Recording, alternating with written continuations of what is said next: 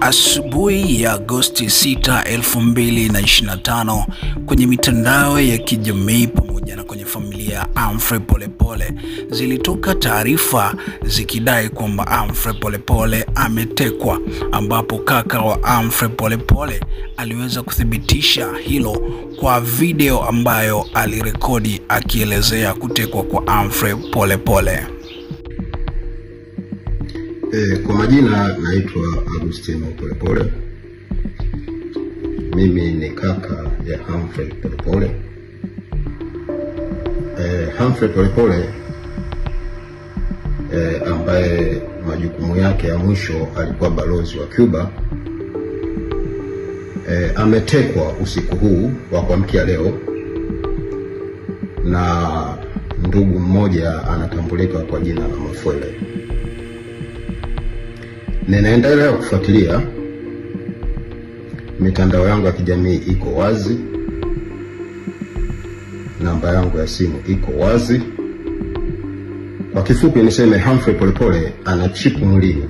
Kwa hivyo naendelea kufuatilia sehemu ambayo wanaendelea kumpeleka. Hiyo ndo taarifa ya kutekwa kwa Polepole iliyotolewa na kaka yake Humphrey Polepole. Lakini kwa mara ya mwisho Polepole alionekana akitumia mtandao wa Instagram Oktoba 5, 2025 usiku, ambapo aliposti video yake akiongelea masuala ya kitaifa, ambapo kwenye video hiyo aliandika, imeandikwa, hawa wakinyamaza wale watapiga kelele. Ndugu zangu, kupiga kelele dhidi ya unyang'anyi, ubagazaji, ubanangaji, dhulma, utekaji, mauaji yasiyo na maelezo yaliyokamilika na kuondomolewa mali na rasilimali zetu. Upigaji kelele kwa mambo hayo ni ibada. Hakuna uchaguzi bila mwafaka wa kitaifa kwanza. Hayo ndio aliyoandika Humphrey Polepole, ambapo aliposti video na hiyo na hapa. Wacha nikuache uisikilize. Hiyo ndo video yake ya mwisho kuposti na maneno yake ya mwisho kuandika, ambapo aliandika usiku wa kuamkia Oktoba 6, ambapo inadaiwa usiku huo akiwa bado kwenye live yake, basi ndo aliweza kutekwa na watu ambao kaka yake amesema hawajajulikana, na mpaka sasa taarifa zake bado hazijulikana alipo. Niachie comment yako hapa chini kwa lolote, lakini endelea kukaa karibu na sisi kwa taarifa zaidi.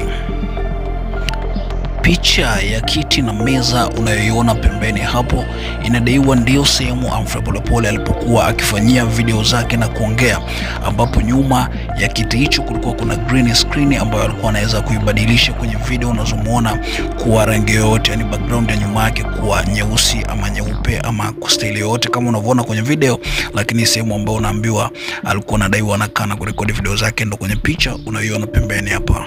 Kuhusu yanayoendelea kwenye nchi yetu, na mimi nimechukua muda tutafakari sana siku hizi mbili. Nikana kwamba liko kundi kubwa la watu linapiga kelele za mwizi, mwizi huyo, mwizi huyo, mwizi huyo, mwizi huyo, mwizi wa rasilimali huyo, mla rushwa huyo, fisadi huyo. Halafu kuna jitihada kubwa ya kuwanyamazisha wanaopiga kelele juu ya mwizi. Na jitihada kubwa ya kuwanyamazisha wanaopiga kelele juu ya mwizi. Lakini ni kama vile hakuna mtu anayehangaika na mwizi. Mwizi anaendelea na maisha yake. Mimi niulize swali, vijana wanajua jibu lake, lakini niulize wazee, labda niulize viongozi wa serikali, viongozi wa dini, kipi rahisi, kuwanyamazisha watu wanaopiga kelele za mwizi au kudhibiti wezi? Kipi ni rahisi? Nafikiri jibu mnalo. na umeshajiona upande gani wewe upo. Basi nikutie moyo kwa upande uliochagua, maana huko ndiko utakapopata fungu lako binafsi jema. Mimi Humphrey Hezron Polepole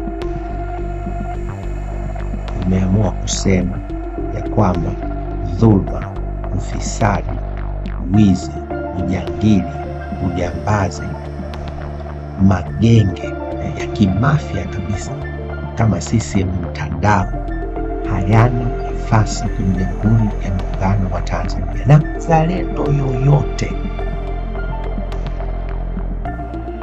atasimama katika hili. Unajua Bwana Yesu siku moja watu walisema wanyamazishe hao, wanyamazishe hao. Kwa hiyo kunyamazishwa, ndugu zangu, hakujaanza leo.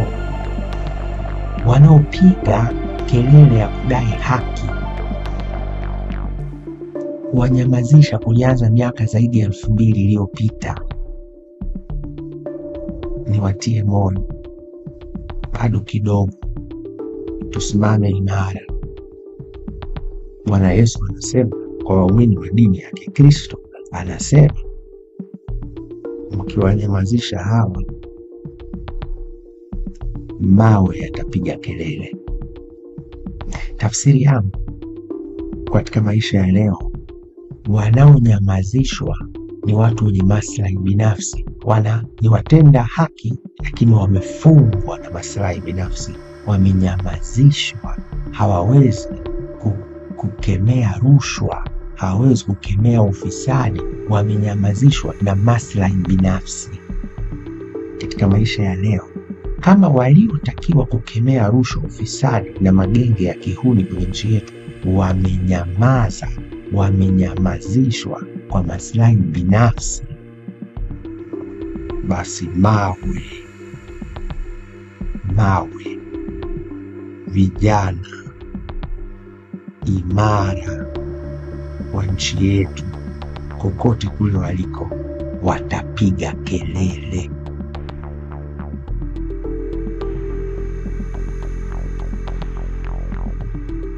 Hakuna uchaguzi bila ya kufanya mwafaka wa kitaifa, kulileta taifa pamoja. Na kiongozi yote anayeamini tutakwenda tu, alitaki mema taifa letu. Sasa hizi ninazo habari zinazofanyika sasa hivi. Kuna watu wakiwemo wazee wanatengeneza orodha sasa hivi ya nani watashiriki kwenye maridhiano baada ya hichi kinachoitwa uchaguzi mkuu. Mimi naita kiini macho, watakaoshiriki kwenye maridhiano kutupatanisha. Yani hawa wamekaa kimya saizi, wakati ndo tunabagazwa, tunabanangwa, tunatindinganywa na rasilimali zetu zinahondomolewa. Saizi wamekaa kimya kwa sababu wanajua wana ulaji muda si mrefu wa kuja kutufanyia maridhiano. Mimi naanza kuwakataa leo. Mmepoteza uhalali, mmepoteza heshima yenu mbele ya umma wa Tanzania.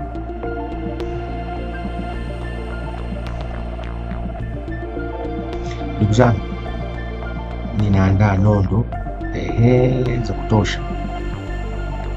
Nitakuja tena siku 2-3. Nataka niwape muda tafakari haya nayoendelea, na niwatie moyo. Piga kelele dhidi ya wezi ni ibada. Asanteni na Mungu wa mbinguni awabariki sana. Hakikisha umesubscribe, comment, like na kushare. Mseto Media, we connect everywhere.